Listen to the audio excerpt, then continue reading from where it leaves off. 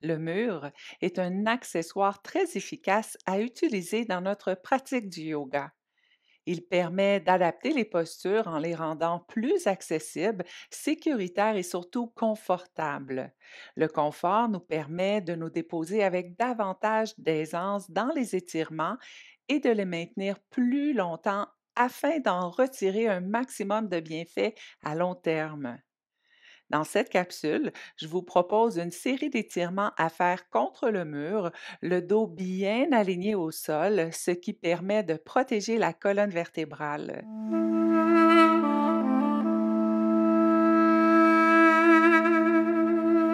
Je débute ici par vous expliquer comment facilement aller se déposer dans la première posture. On va être assis au sol et plaquer les hanches contre le mur. Une fois que c'est fait, on se dépose sur le dos en allongeant les jambes. On veut arriver à avoir le bassin collé contre le mur. Donc ici, on va balancer les hanches de droite à gauche en avançant un peu jusqu'à ce que les fessiers soient plaqués contre le mur. On allonge les bras de chaque côté du corps. On s'assure que le derrière de la tête est bien déposé au sol. Si on sent que c'est inconfortable, particulièrement si la nuque est courbée de cette façon, assurez-vous de placer un accessoire sous la tête ou encore une serviette roulée ou une couverture roulée sous la nuque. On débute dans notre première posture qui est une variation adaptée de la posture du pigeon que j'adore, probablement ma préférée.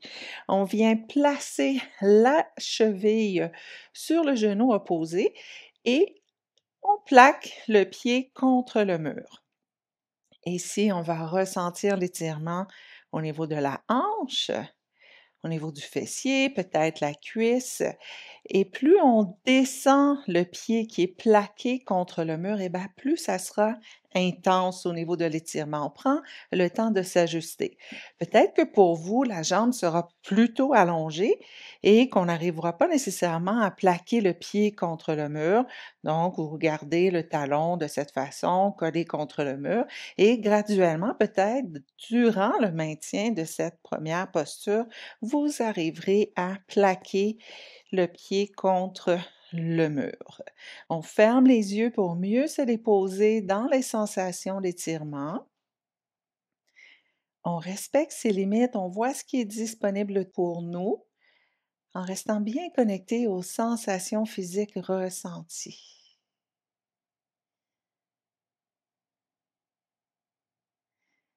Et puisqu'on maintient l'étirement pendant quelques respirations, vous allez voir, vous allez gagner relativement rapidement en souplesse et vous aurez peut-être besoin de réajuster la variation, la déclinaison de la posture afin d'arriver à maintenir cette même sensation d'étirement du début à la fin.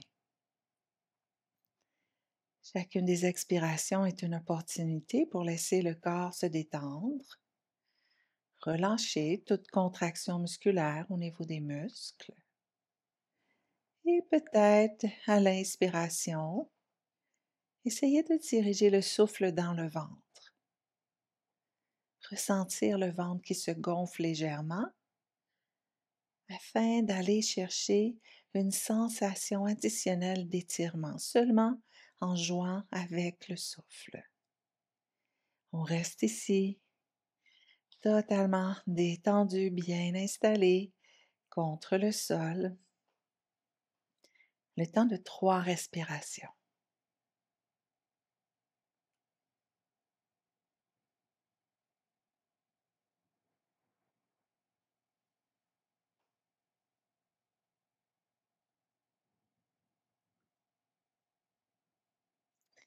On ouvre les yeux, on allonge doucement les jambes vers le ciel et on s'installe de la même façon de l'autre côté.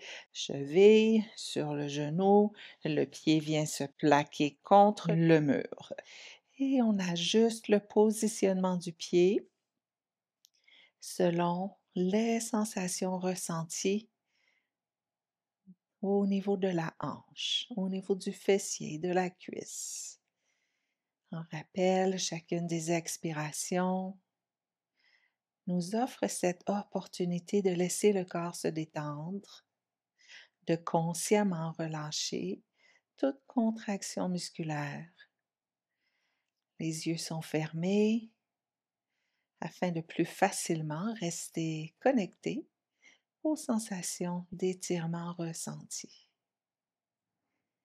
On essaie de diriger le souffle dans le ventre et on reste dans cette posture le temps de quelques respirations.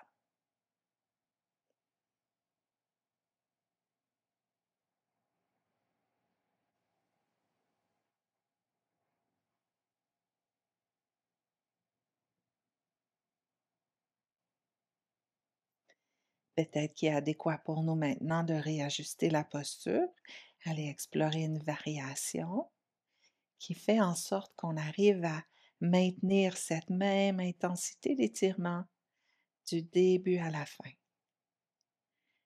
Et on veut ici maintenir la posture le temps de 3 respirations profondes. On essaie de ressentir le ventre qui se gonfle à l'inspiration.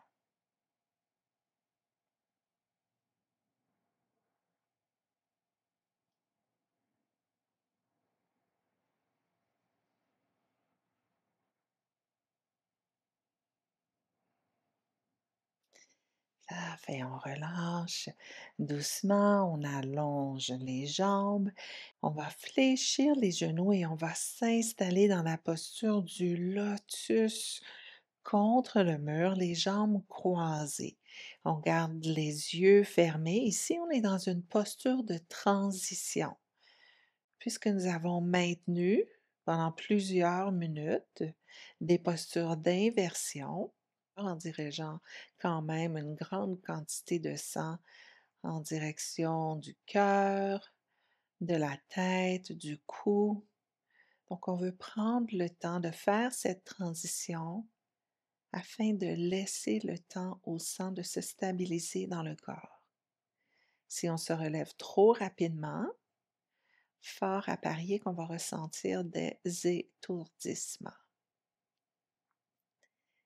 Et également prendre conscience que même si on était ici déposé dans des postures d'étirement afin de favoriser la souplesse des jambes et du bassin, on a également travaillé à apaiser le système nerveux, puisque les postures d'inversion permettent cet apaisement du système nerveux. On respire ici 3 fois.